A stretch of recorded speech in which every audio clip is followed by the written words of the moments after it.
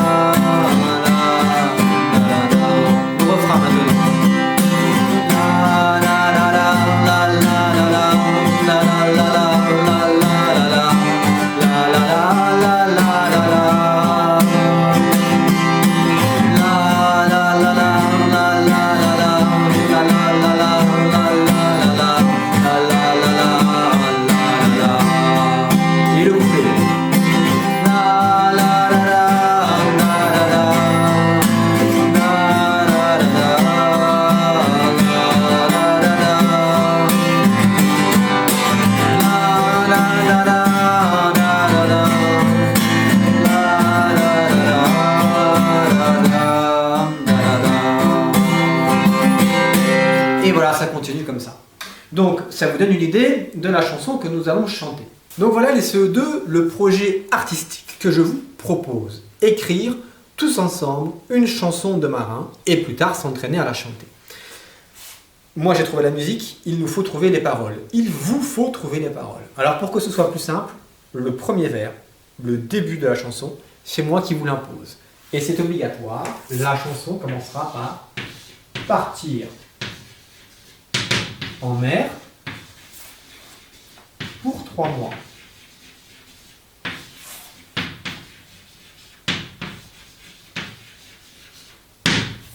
Voilà, partir en mer pour 3 mois. Donc comment ça fonctionne l'écriture d'une chanson ou d'une poésie? Il faut respecter 2 choses. La première, c'est les rimes. Ma première ligne, une ligne on appelle ça un vers en poésie ou en chanson, ma première ligne se termine par le son wa. Ma deuxième ligne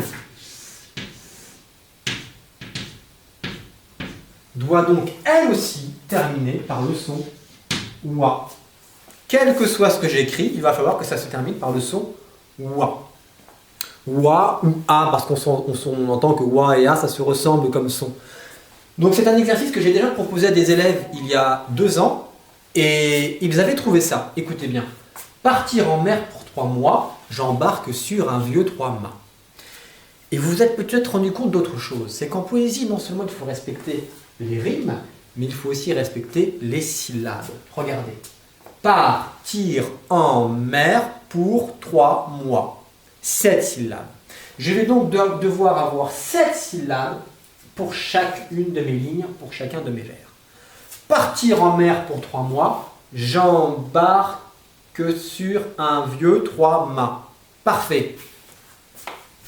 7 syllabes.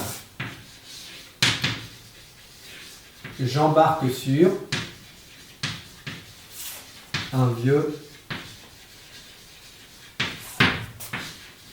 3 mâts. Et ça rime. Ça rime à peu près. D'accord? À peu près. La suite. Alors la suite, on va être obligé de respecter toujours les syllabes. 7 syllabes. Mais on peut changer de rime maintenant. Hein? Une fois qu'on a fait rimer une fois, qu'on a 2 sons identiques, on peut changer de rime. On peut prendre un autre son. Donc mes élèves, il y a 2 ans, avaient écrit ça. Maintenant, je suis moussaillon. Maintenant, je suis moussaillon. Hop là, 2 S à moussaillon. Donc une rime en on. Et je travaille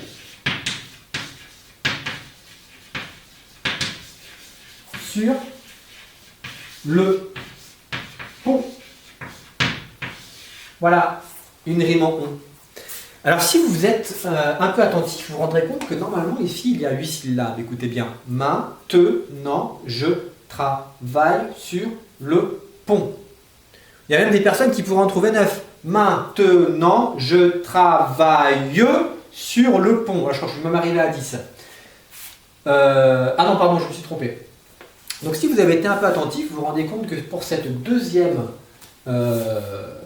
troisième vers, pardon, on a non pas 7 syllabes, mais 8. Regardez bien. Maintenant, je suis moussaillon. Et moi, j'en voulais 7. Eh bien, c'est pas grave. 7, 8, on peut toujours s'arranger. On peut toujours rajouter une syllabe ou en enlever une. Regardez bien.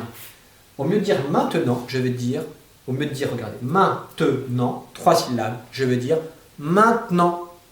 Maintenant, je suis moussaillon. Ok? Et je travaille sur le pont. 7. Mais là aussi, si jamais j'avais voulu en avoir 8, j'aurais pu me débrouiller. J'aurais pu dire et je travaille sur le pont. Donc, on a une marge de manœuvre. Donc, si vous faites 6 syllabes, 7 syllabes, 8 syllabes, après on arrivera à s'arranger. Voilà, j'espère que vous avez compris comment ça fonctionne. Un couplet, c'est donc 4 vers les uns en dessous des autres.